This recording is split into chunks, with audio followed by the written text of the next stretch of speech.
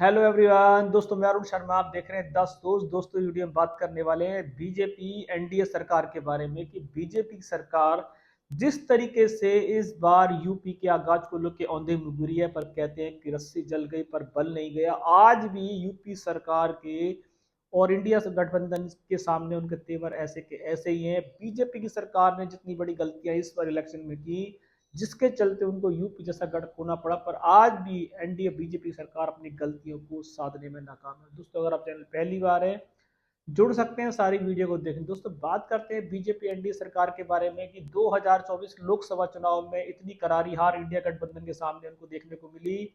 UP जैसा गढ़, अयोध्या जैसी सीट, सीतापुर जैसी सीट वो आए दिन हार चुके हैं।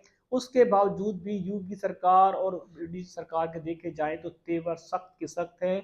वो विपक्ष को आज भी निस्तनाबूद समझते हैं और विपक्ष का कोई भी मुद्दा हो उसको वो सब जुमला साबित करते हैं। इमरजेंसी की बात को लेके वो आए दिन दोबारा से वो लगा लगाया पाठ गा रहे हैं, जैसे कि वो राम जी का पाठ पूरे 5 साल 10 साल से गा रहे थे, पर लोगों ने उनके कार्ड को निस्तनाबूद कर दिया। बीजेपी औंधे में पूरी, यहाँ तक कि उनके 19 केंद्रीय मंत्री इस मैदान में सुतड़ा साफ हो गया। स्मृति ईरानी हो, मेनका गांधी हो, ऐसे ऐसे नेताओं को हार का सामना करना पड़ा। बीजेपी अभी भी अपने घमंड से चकनाचूर है, उसको धरातल से जोड़ने की कोई इच्छा नहीं है। वो सारा टीकर अभी भी बलबूते पे कह रही है कि हम सबसे बड़ी पार्टी है, हमने राज करेंगे और संसद हमारा है। ऐसे सारे दुग्धों को लेके बीजेपी आज भी चल रही है। इंडिया के अंदर इतने इतने बड़े बड़े घोटाले होते जा रहे हैं और बीजेपी उन मुद्दों को सिर्फ बीजेपी ऐसे तरीके से धोती है कि विपक्ष से उनको छीनने में कामयाब हो जाती है। चाहे वो लाल डायरी हो, चाहे अन्य मुद्दे हो, नीट जैसी परीक्षाओं का और ऐसे धांधली जैसी परीक्षाओं का बीजेपी विपक्ष को बोलने नहीं दे रही। चाहे वो सदन में हो, चाहे कुछ हो, सिर्फ मोदी जी ने एक इशारा कर रखा है। यहाँ तक कि ओम बिरला स्पीकर ने भी संसद में इस मुद्दे को उछाल दिया। अब ये कितना सही है कितना गलत है, पर क्या विपक्ष को अपनी बात रखने का अधिकार नहीं है? अगर बीजेपी की सरकार ने गलतियां की है, उनको मानना पड़ेगा कि अगर वो हारे हैं तो उसका कारण है। उसका कारण इंडिया गठबंधन नहीं है, उनका कारण उनकी खुद की कमजोरी है, जिसको बीजेपी सरकार अभी तक मानने को तैयार नहीं है। वो कोई मुद्दा हो, नीट का मुद्दा हो, सारे मुद्दों को, मणिपुर जैसा मुद्दा हो, कश्मीर जैसा मुद्दा हो, वो सारे मुद्दों को सिर्फ इमरजेंसी का इंदिरा गांधी के नाम में घुमाकर वहीं के वहीं दूध की धुली साबित हो जाती है कि जैसे अमृत काल उनका ही चल रहा हो। अगर अमृत काल उनका चल रहा है तो बीजेपी औंधे मुंह क्यों गिरी?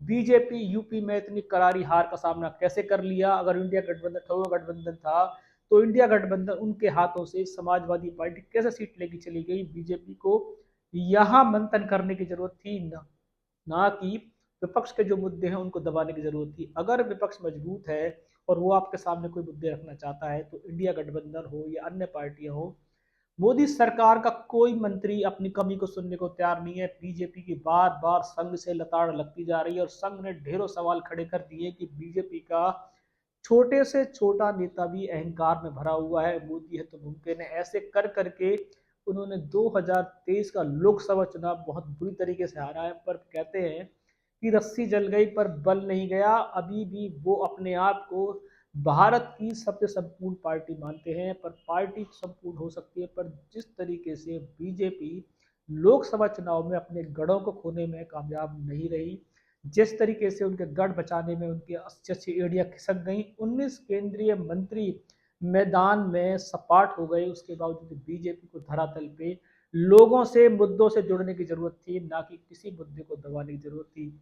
इंदिरा गांधी इमरजेंसी कांड को गए सदियां हो गई, उस कांड को विपक्ष के मुंह पे लापना, संसद में घेराव करना, ये सिर्फ मुद्दों को भटकाने की कोशिश है। क्या बीजेपी हर बार अपनी कमियों को इमरजेंसी कांड से धोती रहेगी?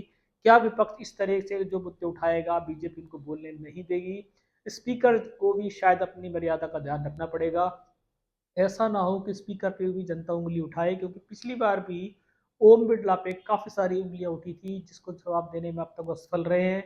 दोबारा से स्पीकर का चुनाव हुआ है और उप डिप्टी स्पीकर का चुनाव इंडिया गठबंधन जैसी पार्टियां मांग रही हैं, पर बीजेपी उस पर भी लड़ाई झगड़े को तैयार है। वो चाहती है कि सारी तरीके से राजनीति उनके हाथ में रहे। राजनीति हाथ में रहे पर जनता जिस तरीके से विमुख है, जनता जिस तरीके से रोडों पे पड़ी है, जिस तरीके से एग्जामों की हालत खराब हुई है, क्या विपक्ष को जनता के मुद्दों को बोलने का अधिकार नहीं है? क्या इंडिया गठबंधन सदन में अपनी बात रखने में असफल हो रहा है और बीजेपी सरकार हर बार किसी ना किसी तरीके से उनके मुद्दों को इमरजेंसी इंदिरा गांधी कांड से जोड़ती है? तो क्या ये सही है?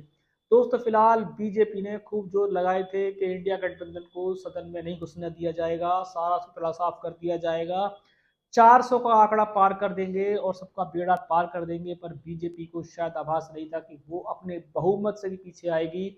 238 सीटों पर सिमट के रह गई बीजेपी। 2014-2019 के तूफान के बावजूद भी, राम मंदिर के जनता में कार्ड चलाने के बावजूद भी वो औंधे बुगरी। इस कमी को बीजेपी साधने में नाकामयाब है। इसकी भड़ास वो यूपी सरकार अपने मुद्दों को लेकर निकाल रही है, चाहे वो राशन याद योजना हो।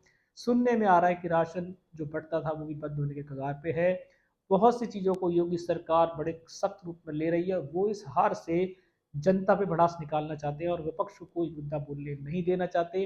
समय बताएगा कि विपक्ष इस बार बीजेपी की हवा कैसे टाइट करेगा। दोस्तों इस रुझान पे कोई नया अपडेट मिलेगा समय से पहले बताएंगे। अगर आप चैनल पहली बार है, जुड़ सकते हैं, सारी वीडियो को देखें। दोस्तों मैं अरुण शर्मा मिलूंगा नई सोच के साथ, तब तक अपना ध्यान रखें। नमस्कार।